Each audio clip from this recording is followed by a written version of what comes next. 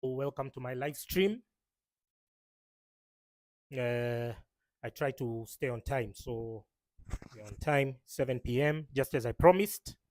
And we are going to discuss my case. We are going to discuss elements of my case. We are going to discuss how it started, the preamble, everything, all the dynamics, so that you can be appraised of what is going on with our investigative teams, with the judiciary.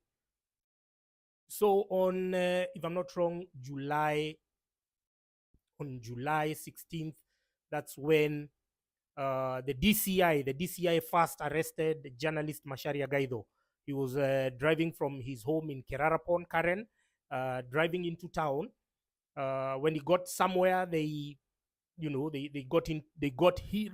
started trailing him, and then he drove into the police station, and then they abducted him right inside the police station.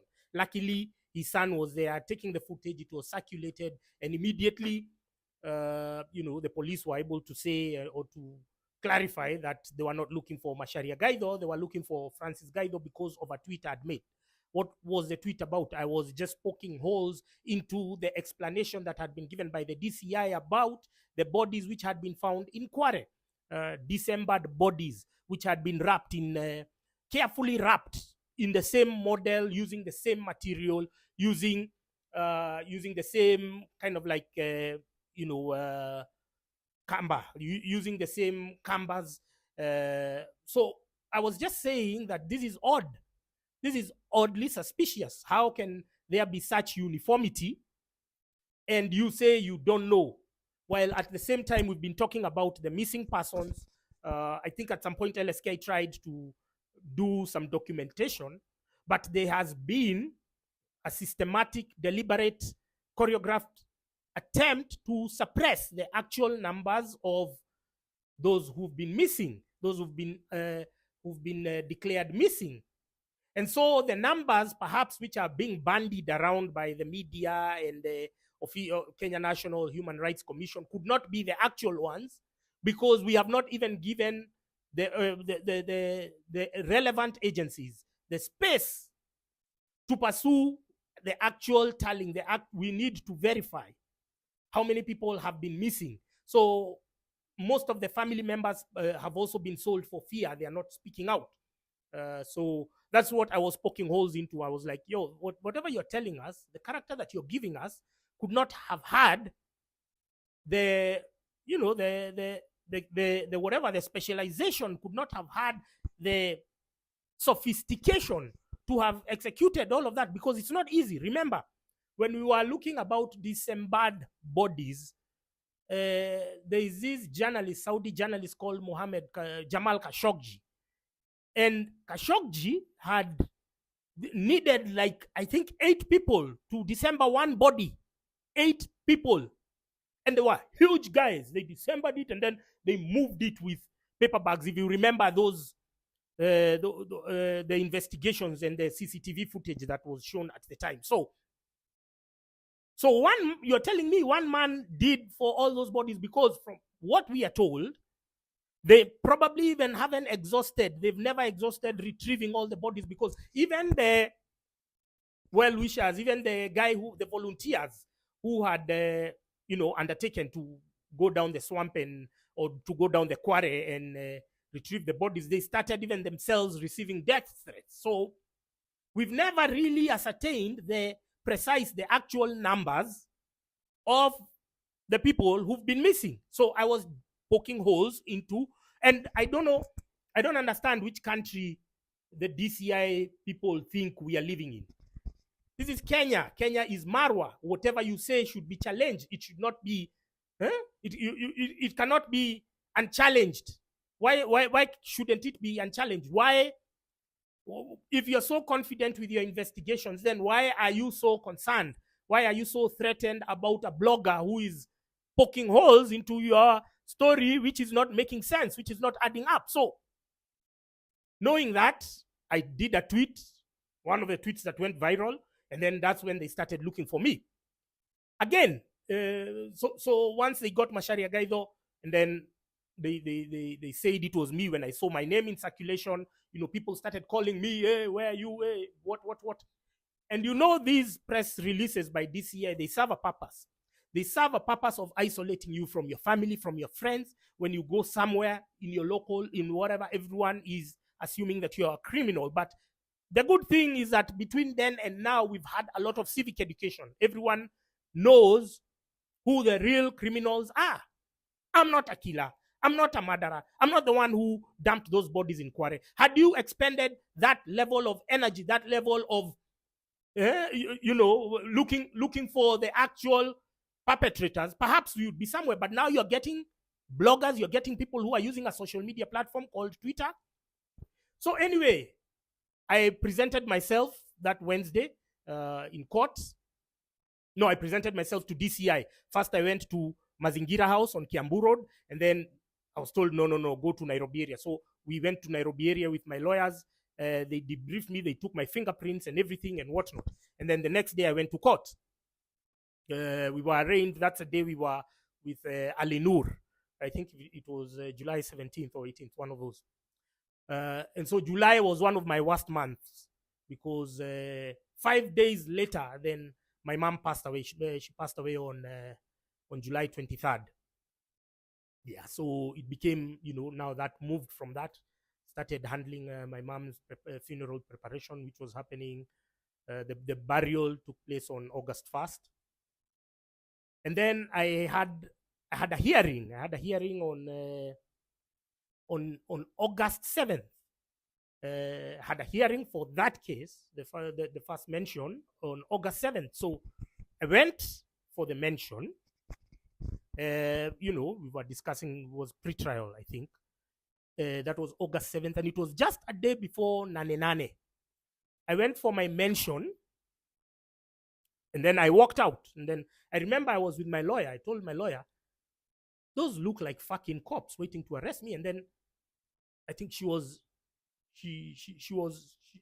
a bit confused. She did not understand how the game is. But I was telling her, like, those are fucking cops. They're waiting for me. I can tell a cop. I know how fucking cops looks like. I know their posture. I know you. If you come sit next to me, I'll know you are a fucking cop. I don't like sitting next to rats. So, and because of her, then I walked out. Otherwise, I would never have walked out, or I would have done something. I don't know what I would have done. But by the time I was walking out, they're on me like white on rice. They're telling me, hey, twende, nini. I told them, just let me go to my car. I want to take my jacket because I have a feeling I'm going to be sleeping. Because I know you idiots, you're very predictable. So at least they went to my car, they searched it, they did crazy shit. And then now I took my hoodie. And then now that was August 7th, maybe around midday. And then now we drove to Thika. So we drove to Thika to my parents' house. Don't forget, my mom has been laid. Even the flowers were still fresh. This is how heartless these fucking policemen are. They think we are hostile to them. They think we are contemptuous to them. But if you have an experience with police, you'll never like them. You'll never love them. You'll never trust them. I don't know what I'd do if I had an incident. And I know I wouldn't go to the police because they just having an experience with them. Drove there, and then we left my parents' house. We went to my apartment. They ran it down. They took all my gadgets, my cameras. I had a GoPro. I had a camera I used to shoot content with. They took my flash discs. They took my phones. They took even, these bastards are crazy. And so from then on, I was like, my safety is threatened anytime I'm going for a mention. If I'm going to be arrested out here, I thought those practices had ended in the Moi era. I didn't know they were still in existence. I didn't know that you could be arrested outside court. And we are hearing the judiciary, they are not making any noise. They are literally, in fact, if you look at my mention dates, it's almost like they are structured so that I can be rearrested every other time. So there seems to be this camaraderie between the ODPP and the judiciary and the police, so that we who are threatened, we who are targeted for speaking the truth, we can always be rearrested. And I was like, no. I was telling my lawyer, I won't go there to be rearrested again because I don't know where these people will take me this time round. Because abductions were still going on. I don't know whether this time round they are going to take me to a forest and dump me. I don't know whether they are going to take me to Kware. I don't know whether they are going to take me to River Yala. I don't know whether they are going to take me to Juja, because I can't trust a cop. And the judiciary, everyone seems to be okay. They have no problem, because don't forget me, I'm not a capital offender. I'm not a fucking capital offender. I'm not a killer. I'm not a rapist. I'm not a human trafficker. I'm not a scammer. I've never stolen anybody's penny to warrant now me being arrested outside Milimani law courts. I've never had any condemnation from the Law Society of Kenya. I've never had any condemnation from the judiciary. So this practice happens. It's just that it's happening to me and I have a voice. I can speak, I can relay, I can express my disgust at the deteriorating state of Kenya's democracy. Remember, I told you, Kenya right now is a one-party state de facto. It may not be official, because what have they done? They have captured all the tenets, all the structures, all the whatevers of democracy, all the levers of democracy. They have bought the opposition. Raila Odinga, you've seen him there shamelessly. And his propagandists, they've become more of Ruto sycophants than Ruto sycophants. If you see the people who are speaking now for the regime, it is Raila hoodlums. It is Raila bloggers. It is Raila bootlickers. It is Raila cocksuckers. Shameless people like Seth. Seth December. Gabriel Oguda. Collins Bay. You guys are so pathetic. You guys are so disgusting. So they have captured the opposition. They have captured the legislature. They have captured the judiciary. They have captured the media. They have captured the NGOs. They have captured trade unions. They have captured the churches. So the last bastion of democracy is social media. And this is why every day they just wake up and just say social media, social media. They use social media to be elected, but suddenly it's a problem. Suddenly now parents are being addressed in condescending language, like angalieni watoto wenyu, because we are committing crimes on social media. No, we are not. We are speaking. We are educating ourselves. We are learning about corruption. We didn't know what corruption is until we started seeing how debt has been used, has been weaponized by past and previous and present regimes. So anyway, that was on Nane Nane. I don't remember the name of the magistrate of Nane Nane, but he was such a gracious old man. I will get his name. But he gave me a free bond of 100,000. And he listened to my story about me being rearrested outside. And I don't know who he is. And he told me, Mr. Gaitho, I have listened to submissions by your lawyer. And even as I give you this free bond, I will give you some advice. Look over your shoulder. Don't tell people where you're living. Take the basic precautionary measures, because we have seen this movie before. We have seen these occurrences before, and they, when a government is pursuing you, they might employ unconventional means to achieve their ends. I don't know who he was. And ever since he gave me that ruling and that small, pep talk in open court, that is, my cases were removed from his court and taken somewhere else.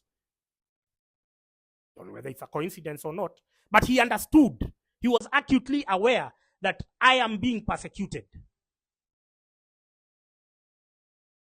So that was Nane on itself, my case was completed by around 1, because the judiciary halls were empty because there was going to be protests. So they were conscious about protests and everything. So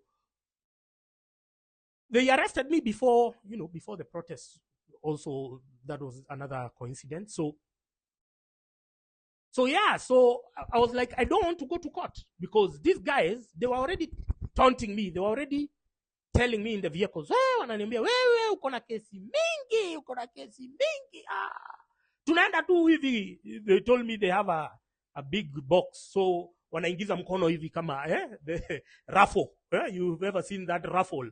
They check tushike ya huyu, because there are so many complaints, because you have been making it a big deal to arrest bloggers. So everyone who has an axe to grind, everyone who cannot understand the broader, facilitations of the constitution now thinks, we can go to DCI. So they go and file complaints, obviously.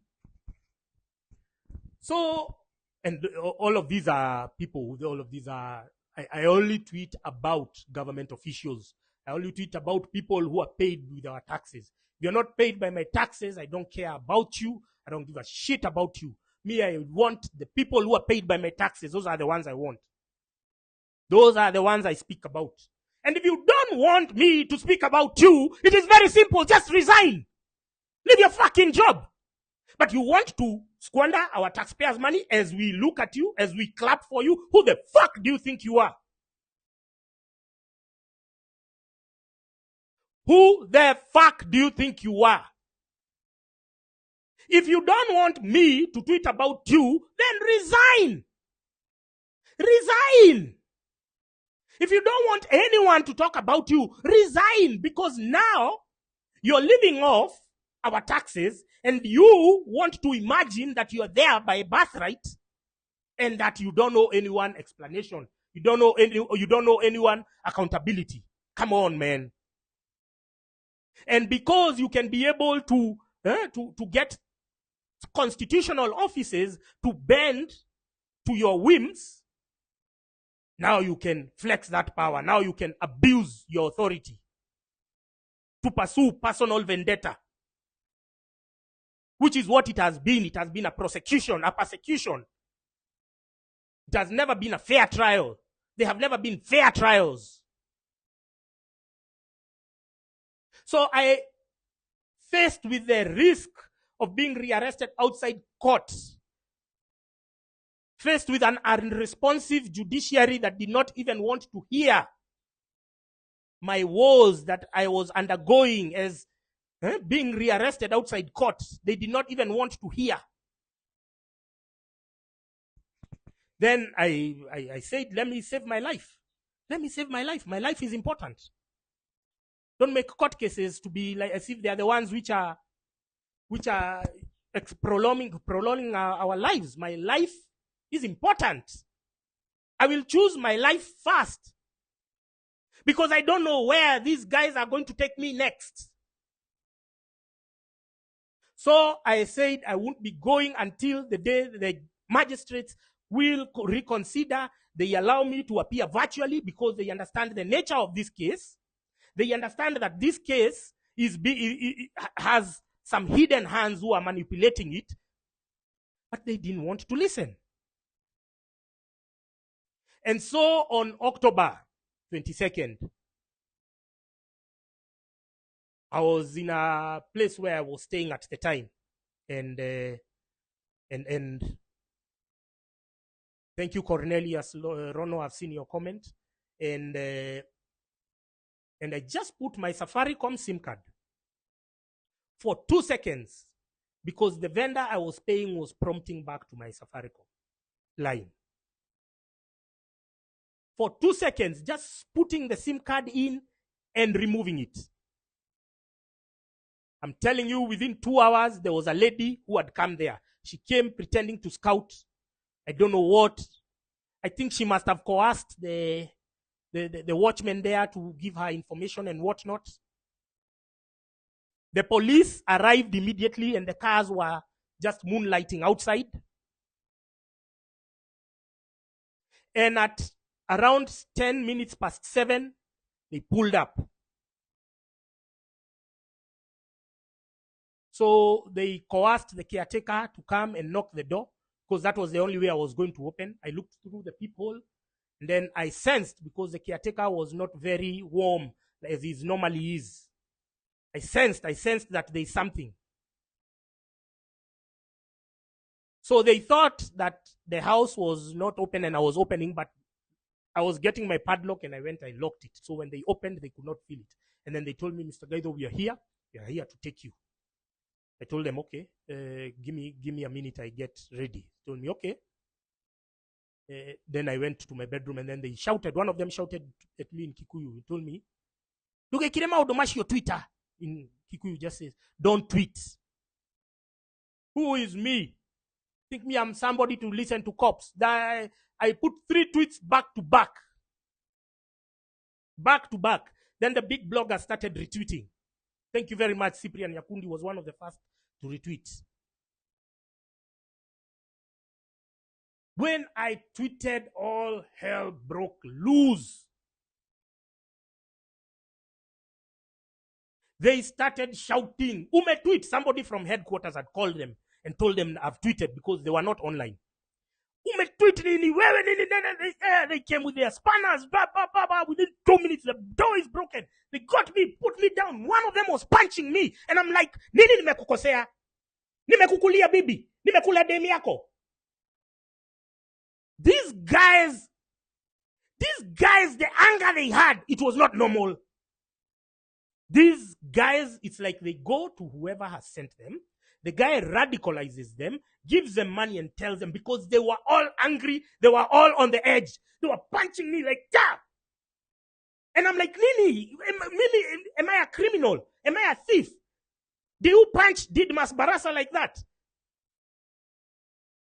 Huh? Do you punch this Ruben Kiborek, the Baringo MP? The one who raped a minor? Did you punch him like that? Why are you so angry at me? What do I owe you? What the fuck is wrong with these cops?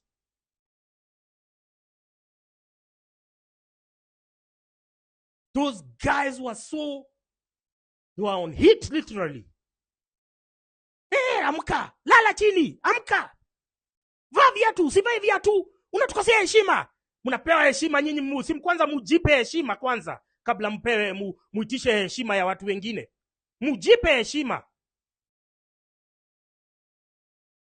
So our judiciary now is dispensing court orders which are emboldening these police officers to pull up in a very brutal and violent manner. And that is why all of these abductions have been ongoing, because judiciary have been on the fence. So our axe to grind with the judiciary is not because of what and what. It's because they are silently enabling. Like now, my first warrant of arrest was issued by a terrorism court. For what? For tweets.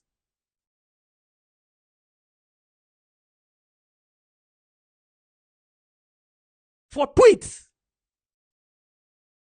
This is how your country is sinking day by day.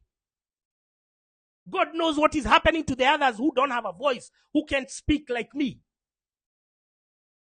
And so once you see that DCI tweet, and you are retweeting, and you're laughing, you don't know how. I never thought, if you'd have asked me in May, that I would be dealing with such issues. I've been shooting content all my life. I've been making content. I was the first blogger in Kenya. Before even Akina Alai knew what internet was. I started making my first blog, which was a football blog called kenyafootball.com, in 2003. Ask the sports journalists, they'll tell you. And I've been blogging all my life. And if you asked me that we are going to get to a point where I am standing in front of a magistrate to defend my tweets, Jesus, I would have slapped you and told you this is fiction. This is a story you're cooking on my behalf or something. So they took me to Kamukunji the next day, because I had 2 court cases. I went back to back. I went to this court and this other court. And I was released.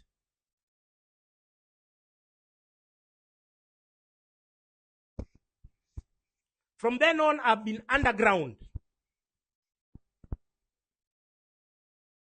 Because these guys have pulled up on me 3 times. I knew the 4th time is going to be now. Now I'm going to be abducted for real. And I went underground, stopped using Safaricom at all, stopped doing what, stopped anything. Any hint that would direct them to me, I dropped it completely. And it is why we have been telling bloggers to stop bugging us, because we have given you the lowdown, because we have gone through it. When I tell you to drop your Safaricom line, drop it.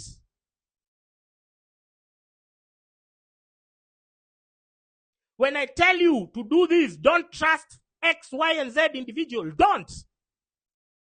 Because these are tried and tested formulas. We have correspondent with other people who have gone through the same thing. So now we know. Now we know what happens. Now we know who.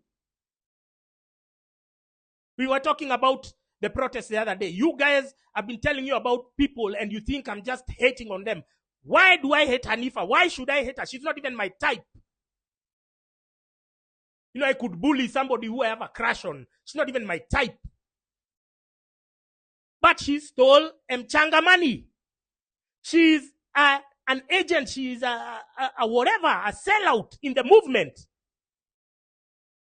And so now on Monday the 30th, January 30th, that's when people started telling me, oh, we were running with Hanifa in the streets and her friend called Shakira, running from the cops, but they walked in Central Police Station and then they walked out. Other comrades were arrested inside. You are now connecting the dots yourself. Oh, we were with Polo Kemani, we were arrested, but somehow he sneaked from the cops. The stupidest idiot north of Limpopo, south of the Sahara, Okiya Omtata, pops out of nowhere, makes the protest about him. We even stopped talking about Kibet Bull. We have started talking about Kibet Bull today. Because all along he came with a barrage of media. And all of them were just like Omtata. We even forgot about Kibet Bull. Please, Okiya Omtata, if you're going to come for the next protest, because all Kenyans are welcome, please leave your fucking media at home. We don't want to see you protest with other people. Nobody has an interest to see your bullshit.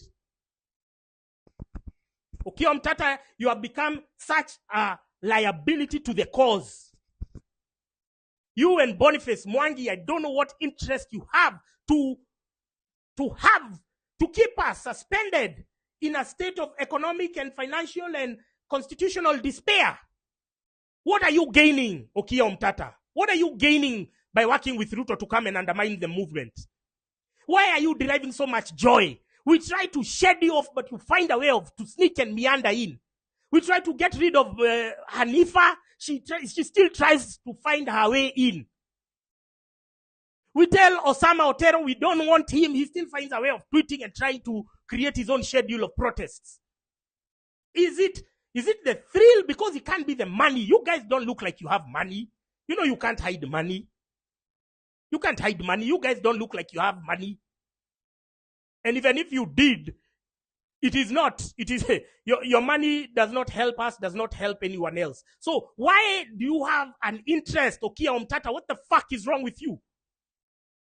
I'm younger than you and I am questioning you. I have to tell you to use your common sense. Okiya Omtata, we don't want you in the protests because you are hijacking and diverting attention from the actual cause. The cause on Monday was Kibet Bull and his comrades.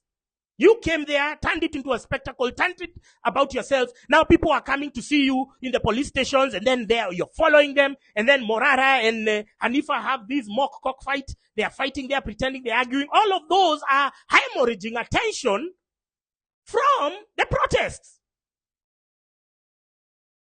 So we are asking you, useless pieces of shit. We are asking you, Morara. We are asking you, Hanifa. We are asking you, Okiya Omtata. We are asking you, Boniface Mwangi. What the fuck is wrong with you? What benefit do you have when you are undermining the movement? What joy are you deriving?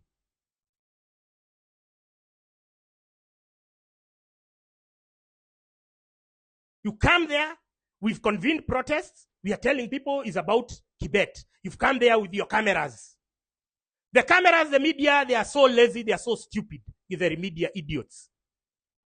Instead of focusing what is happening with the protests in the back streets, everywhere else. Oh, Okiya Omtata. Oh, who came to see him? Oh, PLO came to see him in the police station. Oh, Mother Karua has come. All the attention has moved from the actual people who are deserving to the celebrities. Now, can those celebrities and the famous people, can you be decent and honorable and gracious enough to just stay away? If you know that you are a magnet for these cameras, if you know that you are a magnet for these blogs, can you just stay away on Monday the 6th when we commence the Free Tibet Bull movement? Can you? Is it possible? Is it remotely impossible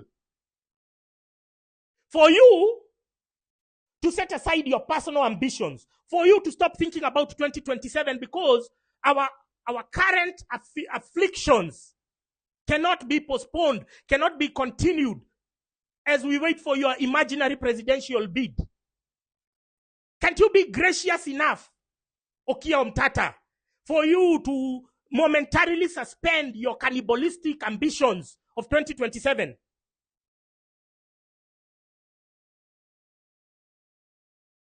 And you say, now it's all about Tibet Bull. Now it's all about the abducted boys. Now it's not me to come and try and score some few brownie points with the media.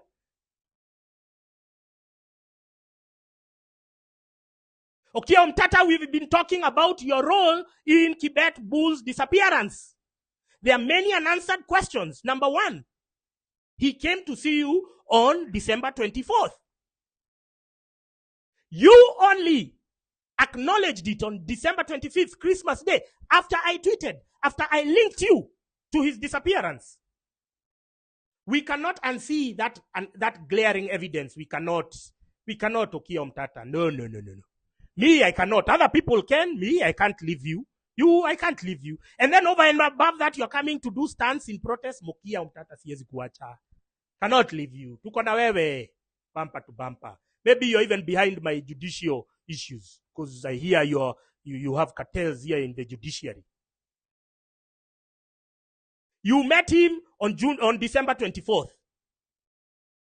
December 25th is when you acknowledged. December 27th is when now you released footage of the CCTV of the Subaru. So 36 hours to acknowledge that he was in your office. 72 hours to acknowledge and to start telling us that he was abducted, and we noted a suspicious Subaru which had one of those communication gadgets and surveillance gadgets on the rooftop. So you took all that time. Why? You should have made noise before. You should have made noise on December 24th. Maybe a lot could have been salvaged. Maybe we could have disrupted the people who had ill intentions. But you waited. And then now you go to court. Hey, I'm getting a court order. They have to be presented. We've been given, they have to be presented in 7 days. Now, worst case scenario, if these boys have been murdered by Abel Rotich. Worst case scenario. Will those court orders bring them back to life? No.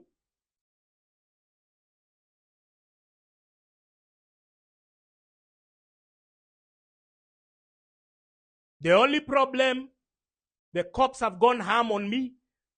When I had an arrest warrant, there was one issued in August.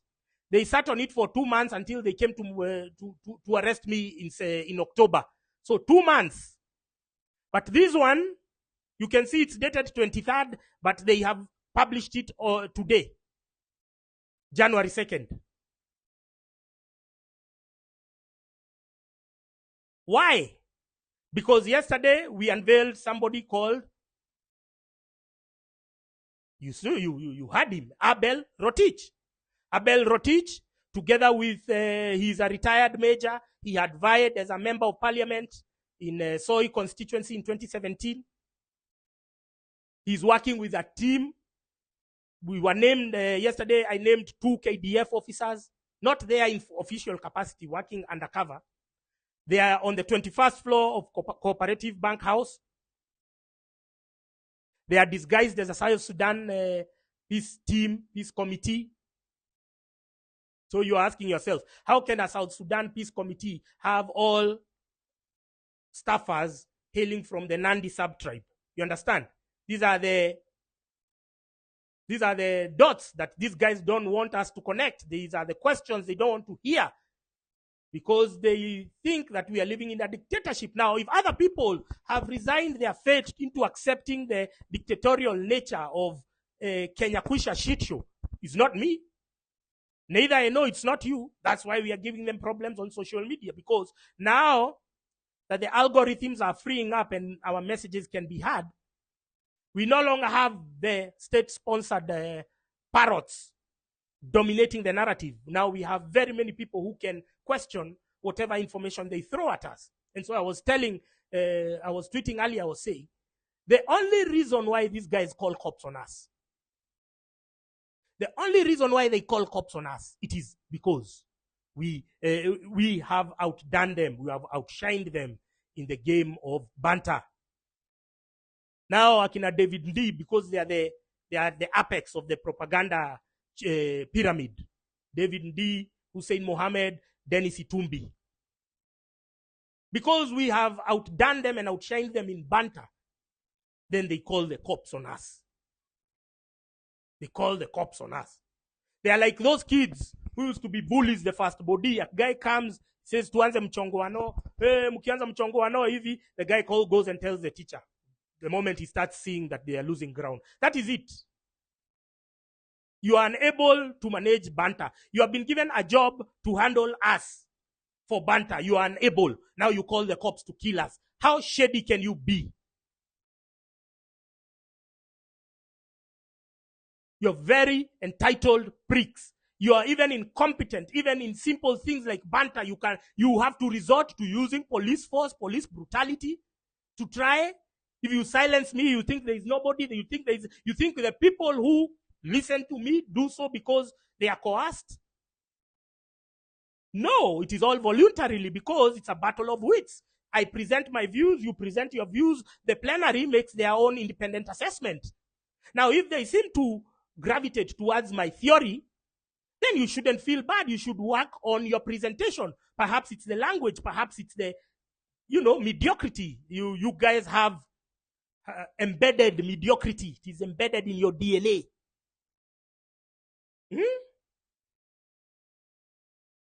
You are the custodians of malfeasance. So just because we have outdone you, we have outshined you in the field of spin, in the field of banter, now you resort to underhand tactics. Let me tell you, useless pieces of shit, the Kenya Kwisha shit show. I was never an activist. Me, I used to do football. That was my life. Until now, you guys got into office, and then every day it was like insulting our intelligence every day. And so we had to start from scratch. We had to start doing civic education. And we have done it for long. For 2 years. But 2 years, you guys were so busy. You guys were high on life. You guys were traveling, living la vida loca. It was just hood rats, Dubai, everything. Up until June 25th happened, that's when, oh my God, you mean, the people don't love me anymore. The people don't want my stories anymore. That's when you got a shocker. But the civic education started in 2022 when you guys got into office. We've already finished that phase. Everyone now knows you cannot overturn it. You cannot undo it. Because knowledge and information is power. Once somebody has acquired it, it is difficult for you to return them to where they have been, to the dungeons of darkness and political ambiguity prevalent in the Moi era. So, that one everyone already knows. Everyone already understands. where our problem is. That's why when you're trying to push the tribalism narrative, it is not going through, because this thing, 2 years when you guys were just banjukaing, you were just traveling, twende hapa, twende huku. It was just city to city. You guys were barely in Kenya. Ruto was barely in Kenya. Guys were doing civic education. Guys were huko bunge la wananchi. Guys were where? Guys were here, everywhere, through social media. So you guys, last minute, when Raila is coming in, now he's turning it into a Kikuyu Luo affair, and then he marshals his propagandists. He sees Gabriel Oguda. He gets Seth Dikembe. You saw him there telling me, I have been in the hallway fighting for your right. Fuck you, Dikembe. What have you? You have never even been to court. You are just a yapper on social media. Huh? You guys have never been even in the streets for ODM protests. You've just been taking credit for other people's work. And so this year has been the year of debunking myths. 2024, sorry. Because for long they had perpetuated the myth that Raila is the only person who can convene maandamano in Kenya. Pole kwako. We even had a useless bastard called Boniface Mwangi and his idiotic cocksucker friend called Osama Otero saying, protests cannot happen in Nairobi without us. Please, our anger cannot be franchised, cannot be conceded to other people. Your anger is not my anger, but we all have our collective vision that we all know how William Ruto has shafted us, has screwed us. You are employed, you know how much your taxes are going to be. They are going to be soaring on the 49% range. The mamambogas, they know. The bodabodas, they know. Everyone knows mahali Ruto amekufinyia. So my anger is not transferable. My anger cannot be postponed, or my pursuit for justice cannot be postponed. I cannot wait for you because you think you're the custodian. You think you're the activist. You're the shit that I have to wait until the day. And so that now we get a culmination of another June 25th moment. And you now, at the touch of a fingertips, you now tell people, go home. Which is what Boniface Mwangi did on June 25th. Go home. And you being cows, you went home. You being the livestock that you are. All you needed to do was to sacrifice another 24 hours. Ruto was gone. But no. That was a tall order. That was too much to ask. My bed is calling. They were coming for you, smoking you out from your homes. You're the right people. I saw you on 31st. You were on the roundabout. Why didn't you march to CBD? You marched to CBD, man.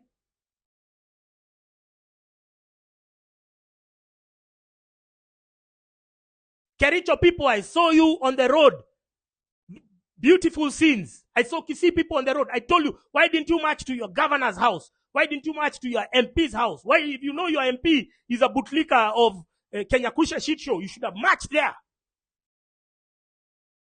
So this model of protesting that Boniface Mwangi has planted in your minds, that you have to protest with a timetable and then beba simu imagine a flag. Una beba simu imagine a flag with a fucker who is coming with guns.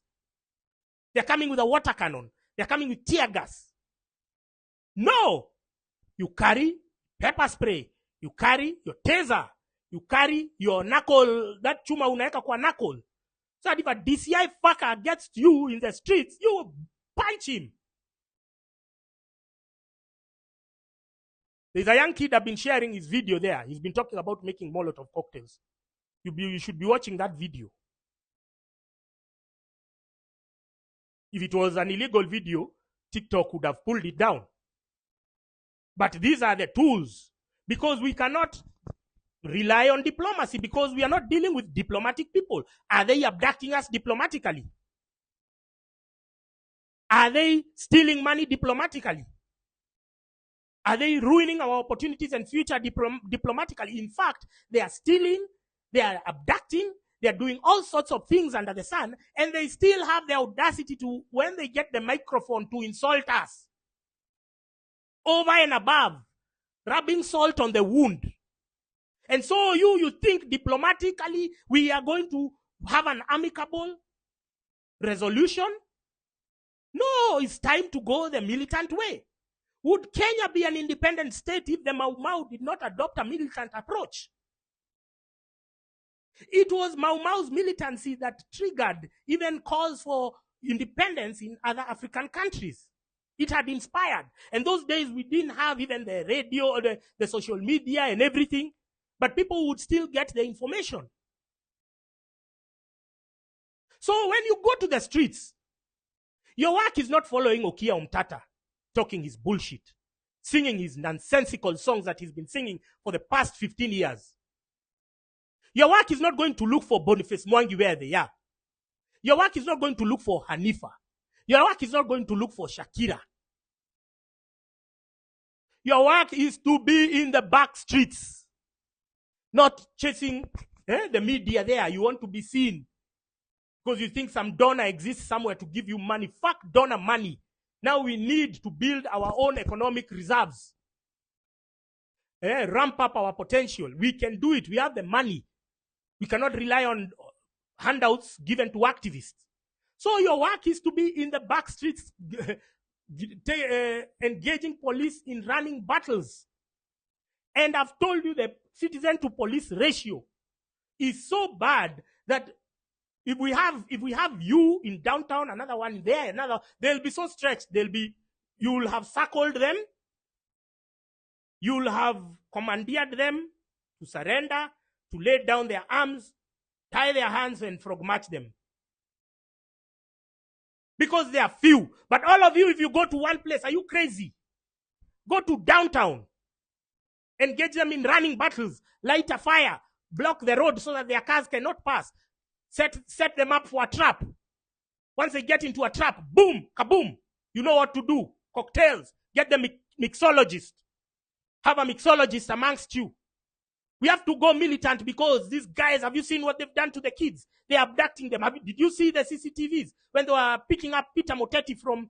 the guy didn't have time to speak. Did you hear NTV last night where they had somebody narrating that they rocked into his house, assuming that he is Kibet Bull?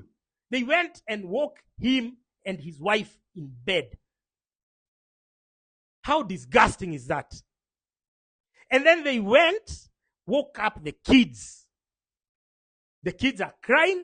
His wife is almost collapsing. She could not even breathe. It was on NTV.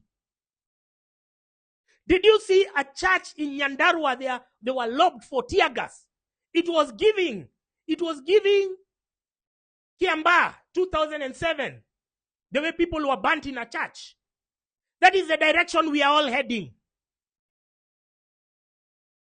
If you don't do something about it. So when we get to Monday and we are protesting, I don't want to hear some stupid business people saying, ati maandamano inatuharibia biashara. Wewe, ebu ongea hivyo tena.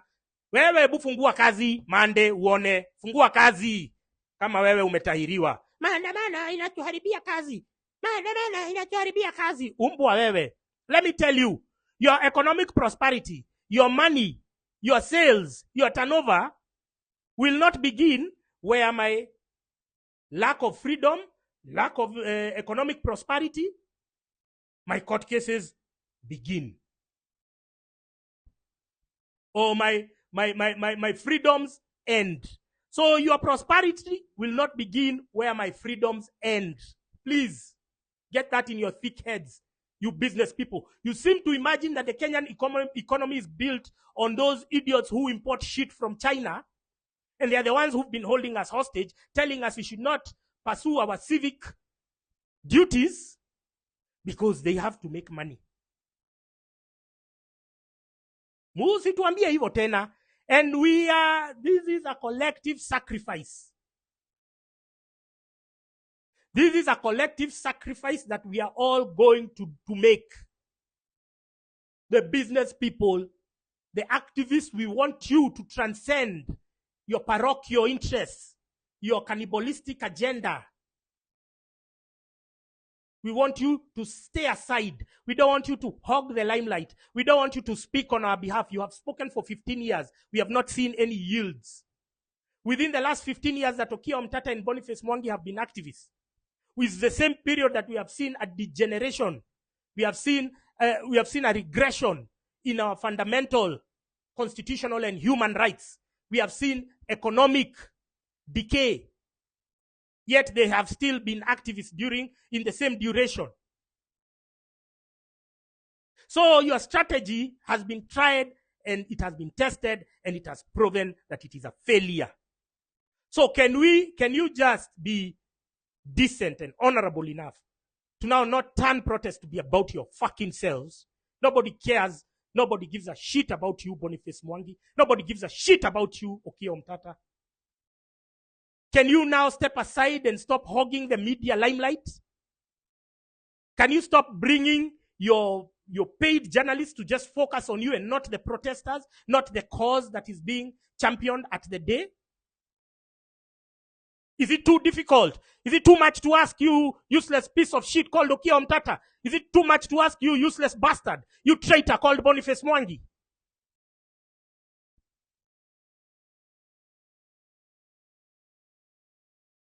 You guys are disgusting. We are trying to map our future and you are thinking how you're going to cash in. You want to turn the protest to be about yourself so that you can make money, so that you can sell out people, so that they can be abducted and killed. How narcissistic do you have to be to derive joy that now you are seeing now is phase 2, now we can cash in again? As if we have not been talking, as if we have not been alerting each other about your treachery. Okiya Omtata, you have not provided a conclusive explanation of the contents of the discussion of your meeting with Kibet Bull. You're just meandering. Writing long statements, long-winded missives. Hey. Those are called cock and bull stories, Mr. Okiya Omtata. Tell that to the birds. Tell that to the birds. We are here mapping a new future. We are here because we want shared prosperity. What we have is planned poverty. And you are just thinking, what's the best thing I can do? Oh, I want to be the president in 2027. Wait for 2027. Let's postpone our aspirations. Let's postpone our desire for good governance. Let's wait for 2027. And so every day I'm being met with all these tweets. People are saying, oh, Francis, you're dividing people. We need all the firepower. We need all the people that we can. No, we don't. We were hundreds of thousands in CBD on June 25th. Did it yield anything? No. We just had some stupid kids storming into parliament and eating pilau. So we need few focused, intentional, purpose-driven people to take this journey forward. Because if the most of you are listening to Okiya Omtata and Boniface Mwangi and Hanifa, surely you are as good as useless. You people cannot help us. You cannot take us to the next level. But we need people who can push us forward. Because as you've seen the headline of this tweet, the dark days are back. We are living. We are now in the thick of them. Those days you used to hear more Kenya. It was journalists. It was what? It was the intellectuals. It was creatives who are being pursued and targeted. That is where we are right now. And this sleep has not been instant. It has been gradual. It has been entertained by your media, by your activists, by your who. Until now, we have said enough is enough.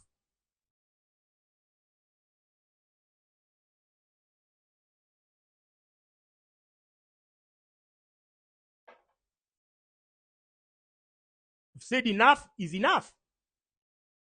And the biggest problem, our biggest undoing, I swear to God, has not been William Ruto. I swear it has been the internal saboteurs. I have spent more energy, more time, more everything just dealing with the internal saboteurs, which is why I'm telling you, we will have to move correctly. Even if you move with numbers and half of you are infiltrated, then you're going nowhere. We must move correctly, which is what the fathers of the second liberation, they started in the 90s agitating for the clamor for multi-party democracy. And so they onboarded everyone depending. They did not want to vet people. Are you a sellout? Are you a who? And so now when it came to elections in 1992, of course, first of all, Moi repealed Section 2A of the Constitution, and which had declared Kenya a one-party state. So he repealed it. Now it became a multi-party democracy. And Moi, so for me to comply with donor demands, let me just do this and then I'll manipulate people from the inside. So they onboarded everyone and created this giant Forum of Restoration Democracy, FORD, which had, amongst other people, Jaramogi, Matiba, everyone else, until now Moi started playing the divide and rule. Their numbers cumulatively could have toppled Moi in 1992. But now they were split. So Jaramogi started his own Ford Kenya. Whatever. Kenneth Jindo Matiba started his own Ford Asili. All these other guys, it was a split. Then Mwai Kibaki came with the Democratic Party. Everyone, like that. And so their objectives, because they were so warped on removing Moi, as opposed to moving correctly, they had already given a lot of clout to these clowns who had been sellouts from the jump. Fast forward to 1997. Hey, what? Now there was even a meeting in Thika, at Thika Municipal Stadium, overseen by Manasseh Kuria. They were trying to unify, I don't know what. Then there was but they failed to see the sellouts within them. So they embraced Raila Odinga. He came, he was splitting votes with his National Democratic Party, NDP, and what. It was just a vote splitting game, tribalism. And then immediately, because Raila had served Moi, then he was co-opted in government of Nusu Mkate, and he killed his own party, NDP, to become the Secretary General of KANU. But these guys had embraced him because of that illusion that we are all together. No, we are not together. I cannot be together with Boniface Mwangi. Boniface Mwangi is a snake. He's everywhere. He's with Bill Gates. He's with Ruto. He's there. His hands are everywhere because he has so many favors to return. So I cannot be on the same table with him, because if I was to be killed, I wouldn't be killed by a state-sponsored blogger. It's this person who is pretending to be a friend. That's the one I am most scared of. I don't mind. I can have a drink with state-sponsored bloggers because their loyalties have already been, made public. But these ones who are here, who are there, Boni is with Bill Gates, then he's with Ruto, then you're seeing him at a meeting with Felix Koskei, then you're seeing, he's so everywhere, you don't know where his loyalties lie. You don't know where he stands. That's the guy I wouldn't have a drink with myself.